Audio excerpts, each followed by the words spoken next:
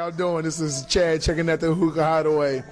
A little bit about myself. I'm a bartender, been bartending over 6 years. Very known, popular bartender here in Atlanta. If you haven't heard about me, you can find me on Instagram at Chadthebartender.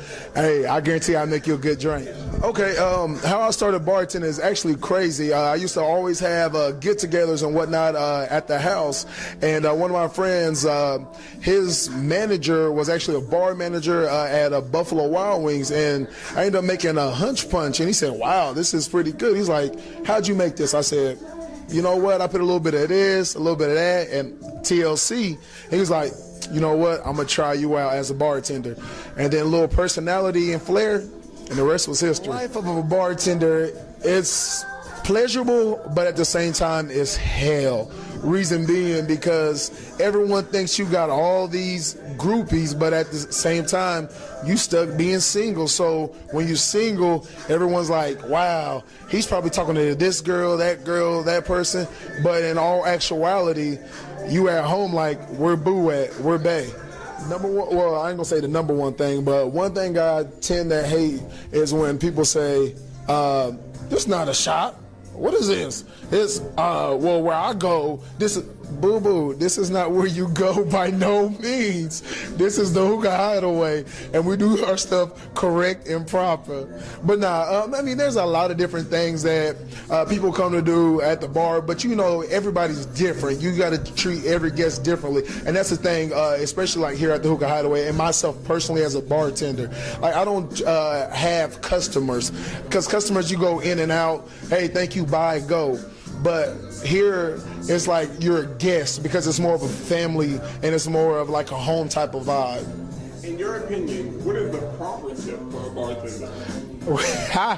A blank check, yes, Lord. But no, seriously, a proper tip would be, say the tab is $30, proper tip would be $6. But me personally, and then other bartenders can attest to this, we tip off a flair. If a person has a great personality, so there's really, if my tab is $20, if I'm going out having a few drinks, or if it's $50, I may tip $20 or $30, you know, because bartender code is, if you give it out, it's going to come back to you. Everything in life is about that circle. So you take care of other people, they're going to take care of you. It's easier being a female bartender than a male bartender. I know somebody's gonna be mad at me about that one, but in all actuality it is, because women, they get tipped off of their looks, they get tipped off of breasts, they get tipped off the buttocks, all of that good stuff. But as a man, we have to have sports knowledge, we have to have drink knowledge, being able to tell you about the integrity of a beverage. But women, they kind of get sly where they just, well, how you make, well, I didn't know how to make a Ciroc pineapple and pineapple. Like, that's not bartending. You need to, it's more of about being on how to make different craft drinks, knowing your domestic beverages, knowing your imports and things like that. So, but being a male bartender is a little harder because you have to literally work for your tips. You got a smile in that face like, hey, how you doing? Hey, boo, come here, let me talk to you. And you got to do all that extra. You know, sometimes, you know, you might want to really flirt with that person, but at the same time, you have to work harder as a male bartender. Okay, about the top shelf and bottom shelf, it depends on how long you've been drinking. You get someone fresh out of college and they just turned 21, they're going to have no clue about top shelf or bottom shelf. Basically, top shelf being your premium beverages.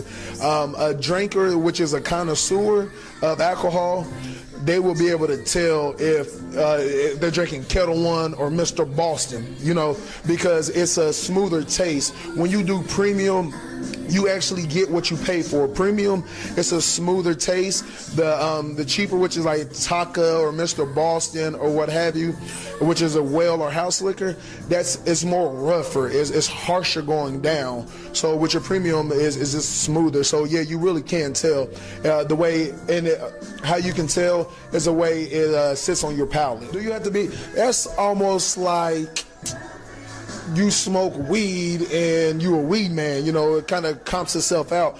But I've never not seen a bartender. But in the weed world, you can't get high off your own supply. Exactly, Smokey. But so, with that being said, though, I've never not seen a bartender drink. you know, we all as bartenders, we drink so much that we have to go through spells to where we have to teach ourselves self-discipline. Like just recently, last month, I did a whole month with no alcohol just to teach myself self-discipline, because when you know, you have it right here at your fingertips, it's just like, whoa, you know, I can just keep drinking, and you don't want to become a lush, so to speak. Now, by all means, boo-boo, drink up, but at the same time, you know, drink responsibly.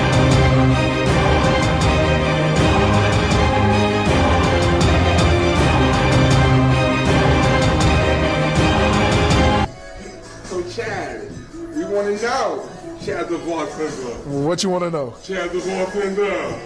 One time for the line. What you drinking on? All right, what I'm drinking on? Do you really want to know what I'm drinking on? I want to know what you drinking on.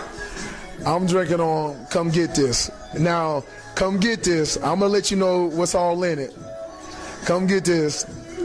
If you're a dark drinker, it got a little Henny in there. It got 1.25 ounces of Remy, splash of lime juice, and Red Bull. And I bet once you finish that drink, you're going to want to come get me.